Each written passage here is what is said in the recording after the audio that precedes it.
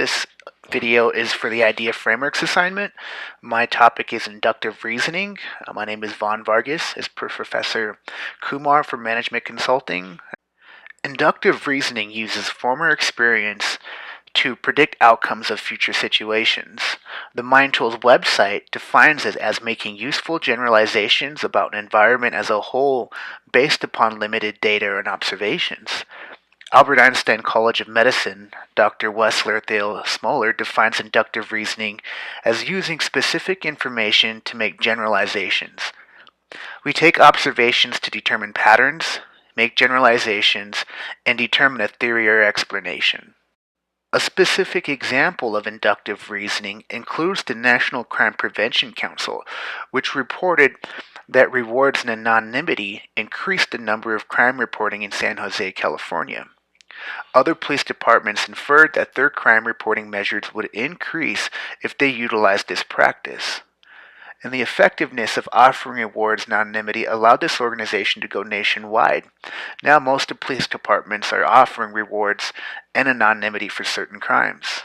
Forms of inductive reasoning include developing a hypothesis, experiment design or proposed methodology, and drawing a conclusion. There are a few things to be aware of when employing this method. It depends on the scale of the problem being solved. Issues affecting more people require more time and research. The process should allow for thorough evaluation of research and reasoning. Consultants should balance experience in the reasoning process. This minimizes time consumption while ensuring diligence on determining new factors to a changing environment. Thirdly, consider other forms of inductive reasoning such as generalization, statistical syllogism, prediction, and causal inference. This illustrates how inductive reasoning takes very minimal observations and makes larger generalizations and comes to theories. I will now use an example in my experience as law enforcement. First responders and other professionals working in counseling may go through empathy or compassion fatigue. Researchers Violante and Gerke published an article on the National Institute of Health website titled Police Trauma Encounters, Precursors of Compassion Fatigue, and their abstract reads as, given frequent assignments of responding to critical situations, police officers are a high-risk population for exposure to traumatic stress. It was hypothesized that types and increased frequencies of certain traumas lead to increased risk for PTSD symptoms and eventually to a state of compassion fatigue through secondary processes. Compassion fatigue was conceptualized as the cost of carrying without reward or results. Results indicated that homicide of another officer in the line of duty in dealing with victims of serious crimes resulted in increased risk of trauma symptoms.